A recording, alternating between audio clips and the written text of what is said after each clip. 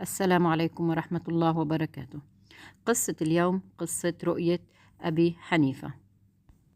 رأى أبو حنيفة في منامه رؤيا عجيبة، فقد رأى خنزيرا ينحت في شجرة وكاد أن يسقطها، إلى أن أتى فرع صغير من هذه الشجرة فضرب الخنزير، فتحول الخنزير إلى عبد صالح جلس يعبد الله تحت الشجرة.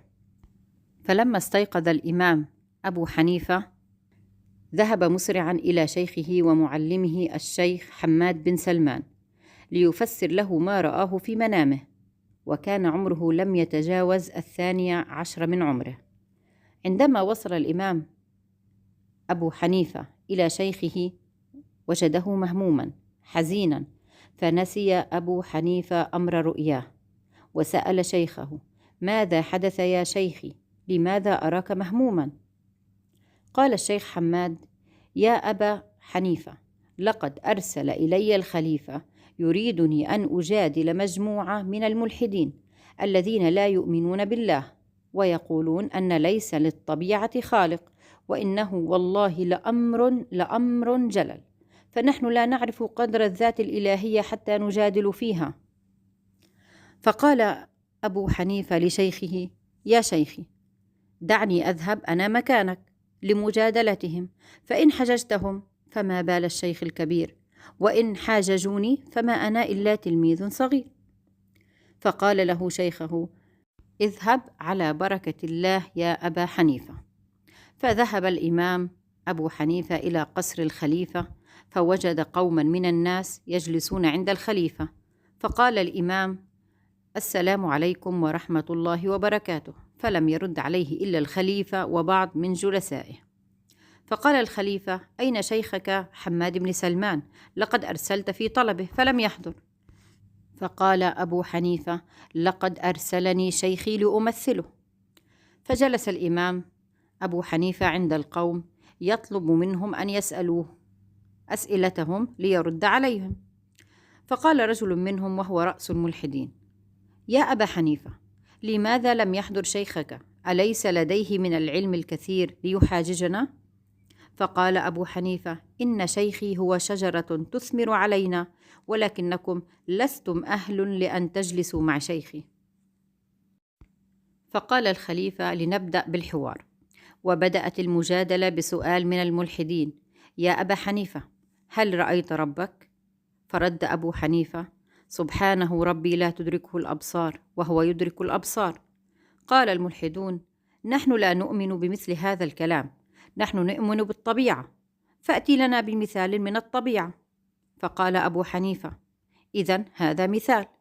إذا كنتم جلوسا عند رجل حضرته سكرات الموت، فعندما يموت الرجل ماذا يخرج منه؟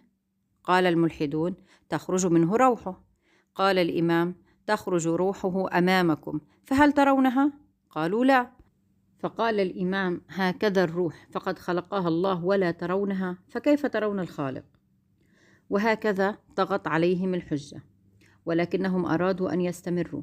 قال الملحدون: يا أبا حنيفة، في أي اتجاه يتجه ربك؟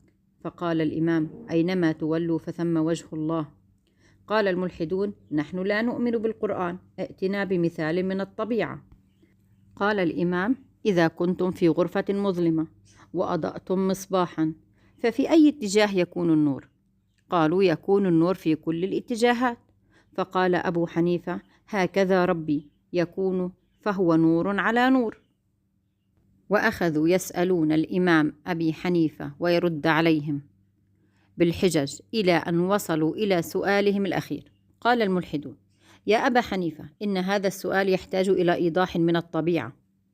يا أبا حنيفة، يقولون في دينكم إن الجان قد خلق من النار، فكيف يعذبه الله في النار؟ أي كيف يعذب النار بالنار؟ فانحنى الإمام أبو حنيفة والتقط قالبا من الأرض وضرب به رأس رجل من الملحدين. فقال الخليفة: ماذا تفعل يا أبا حنيفة؟ قال الإمام: إن هذا مجرد مثال للإيضاح، فإن هذا القالب قد صنع من طين، فانظر كيف عذب الطين بالطين، كذلك يعذب الله النار بالنار.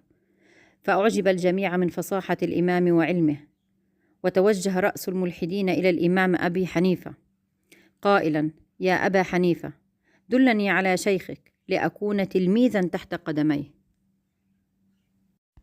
وهكذا علم أبو حنيفة تأويل رؤياها التي رآها في منامه، فالخنزير هو رأس الملحدين، والشجرة هي شجرة العلم، وهي شيخه حماد بن سلمان. أما الفرع الصغير فهو أبو حنيفة الذي حاجج الملحدين وجعلهم تلامذة عند شيخه. اللهم صل وسلم وبارك على سيدنا محمد وعلى آله وصحبه أجمعين.